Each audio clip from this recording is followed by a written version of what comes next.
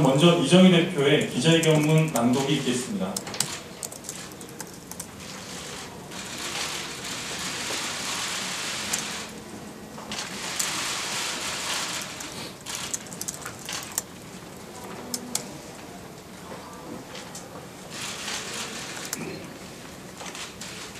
존경하는 국민 여러분, 통합진보당 대표 이정희입니다.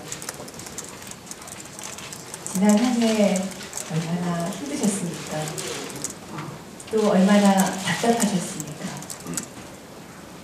박근혜 정부 1년, 멈추지 않고 날로 더해가는 민주주의 파괴와 민생 추락, 남북관계의 위기를 보면서 국민 여러분 앞에 무척 죄송스럽습니다. 중요한 시기에 민주, 진보 진영의 단합을 지켜내지 못한 저희의 책임으로 국민 여러분께서 큰 고통을 겪게 되었습니다. 2014년 이 어려움이 더해질 것이 몹시 아프고 걱정스럽습니다. 박근혜 정부는 이미 불통을 넘어서 독재로 나아갔습니다. 복지공약과 경제민주화 공약 파기, 전국 공무원노조 설립신고 거부, 전교조 법외노조화 시도, 철도 민영화 강행과 노조 탄압, 민주노총 불법 난입 등 민주화 이후 다시 없을 것으로 여겼던 일들이 연이어 벌어졌습니다. 국정원을 비롯한 국가기관의 광범위한 대선 불법 개입으로 집권한 박근혜 정부는 이 치명적 약점을 덮기 위해서 남북 정상회담 대화로 무단 공개, 검찰총장 쫓아내기, 수사팀 좌천, 대통령의 책임을 요구하는 정당과 시민, 종교인들에 대한 종북몰이, 통합진보당에 대한 내란 음모 사건 부작과 정당해산 심판 청구까지 벌이면서 민주주의의 근간마저 흐물어뜨렸습니다. 2014년 박근혜 정부 집권 2년차 상황은 더욱 심각합니다. 정부는 재벌 규제 완화와 공공부문 민영화를 본격 추진하고 있습니다. 거대 자본이 의료계에 진입해 영리를 취할 길을 열어주겠다고 합니다. 공공성 대신 극단적인 이윤 추구만 남을 것입니다. 정부와 새누리당은 친일 독재를 미화하는 교과서를 유포하다가 실패하자 이제 국사교과서를 국정교과서 제도로 바꾸자고 나섰습니다. 자신들의 뿌리인 친일과 독재에 대한 역사의 심판마저 바꿔버리려는 집권 세력의 의도는 바로 영구집권입니다. 박근혜 정권은 최근 북의 급변 사태를 거론하면서 흡수통일 의도를 내비치고 있습니다. 심각한 의도를 표합니다. 흡수통일은 가능하지도 않고 바람직하지도 않으며 극심한 갈등과 군사적 충돌을 야기해서 분단의 고통만 키울 뿐입니다. 평화만이 통일을 현실로 만들 수 있습니다. 평화통일의 길은 6.15 선언과 14선언으로 이미 열렸습니다. 한반도 핵 문제도 관련국들 사이의 육자회담 등 논의 틀이 있었습니다. 그러나 이명박 박근혜 정권이 이 길을 거부한 이래 관련국들의 군사행동의 규모는 계속 확대되고 강대국들의 영향력은 커지며 한미일 삼각 군사동맹을 명분으로 군국주의 부활로 나아가려는 일본 극우 정치인들의 시도는 통제 범위를 넘어섰습니다. 군사적 충돌의 위험도 높아졌습니다. 남북이 대화해야 중국과 미국이 한반도의 미래를 좌우하지 못합니다. 남북이 힘을 합쳐야 일본 극우 세력을 제어할 수 있습니다. 우리가 120년 전 갑오 농민혁명과 60년 전 분단의 쓰라린 교훈을 제대로 새기지 못하면 그 결과는 한반도의 미래와 경제적 이권을 강대국에 내어준 채 그 대가로 호의호식하는 일부 특권층과 희망을 잃은 서민의 극단적 양극화로 나타날 뿐입니다. 이래서는 안 됩니다. 민족을 살리고 서민을 일으켜 세우는 길로 가야 합니다. 진보당은 과거 당국 간 대화가 장애에 부딪혔을 때 북의 조선사회민주당과 정당 교류를 통해 타개책을 찾아내곤 있습니다. 그러나 이명박 정부 이후로는 민간 교류 차단으로 이 기회조차 완전히 잃게 되었습니다. 북을 비방하지 않으면 종북으로 몰아세우는 수구 세력의 대대적인 종북 공세로 어려움도 겪었습니다. 그러나 저희는 이 종북 공세에 갇히지 않겠습니다. 상호 비방하지 말자는 것은 1972년 7.4 남부 공동성명에서부터 일관되게 이어진 남북 당국 간 합의입니다.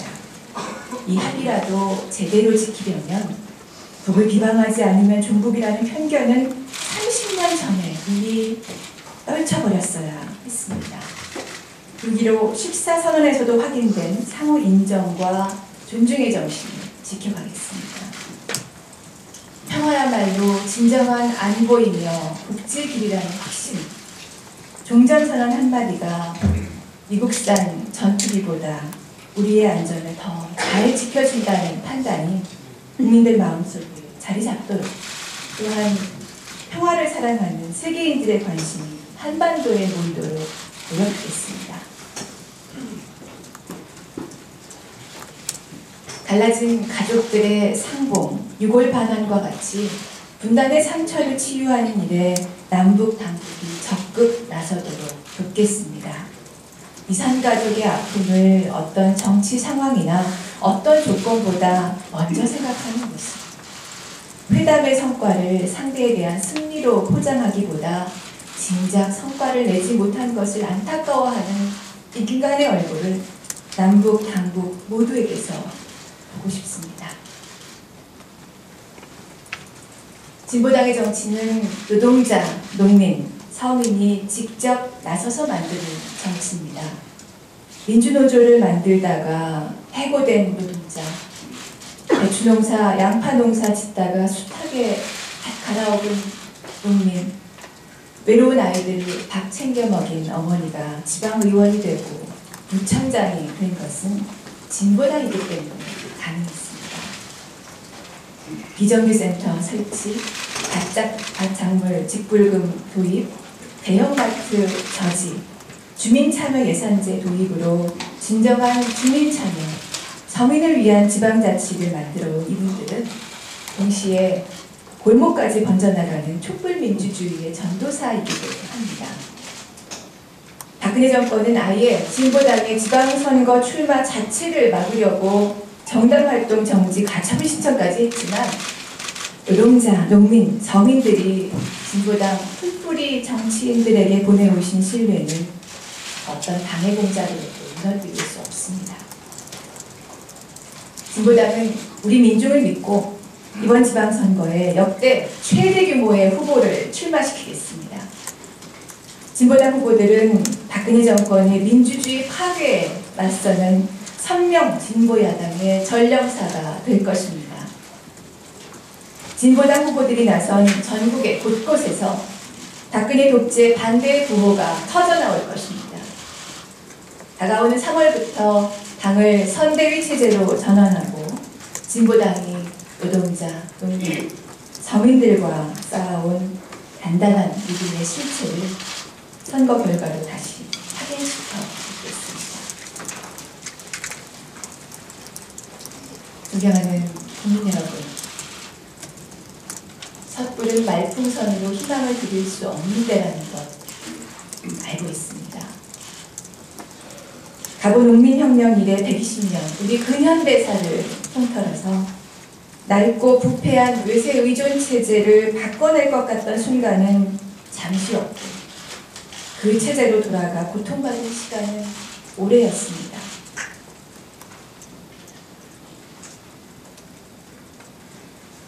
민주진보 진영의 단합의 경험은 얕고 수구 집권 세력의 분단 체제 역사는 깁니다. 민주진보 진영의 분열의 국면은 어디든 열려있고 수구 세력 합심의 동기는 너무나 많습니다. 진보당이 지금 해낼 수 있는 일은 많지 않습니다.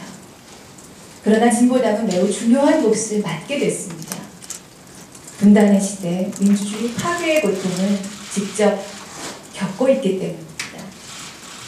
진보당이 내란음모 조작 사건에서 이기면 종북 공세를 끝내고 국정원장 교체하고 국정원 수사권 제거하는 길이 열릴 것입니다.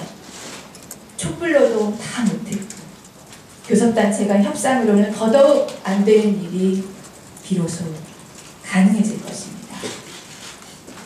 140석 넘는 의석을 가지고도 힘을 잃고 쪼개져서 고사 직전까지 몰린 야권을 살려내는 일입니다. 진보당이 정당해산 사건에서 이기면 비로소 유신독재 부활이 멈춰질 것입니다. 진보당이 당 이름을 지키느냐 마느냐 차원의 문제가 아닙니다. 민주주의를 지키느냐 마느냐 문제이고 박근혜 정부에 브레이크를 걸 수 있는 세력이 만들어지느냐 아니냐 문제입니다. 그래서 이 두 사건에 당의 전력을 쏟아서 민중, 시민, 종교단체와 함께 노력하고 있습니다. 힘 모아주십시오.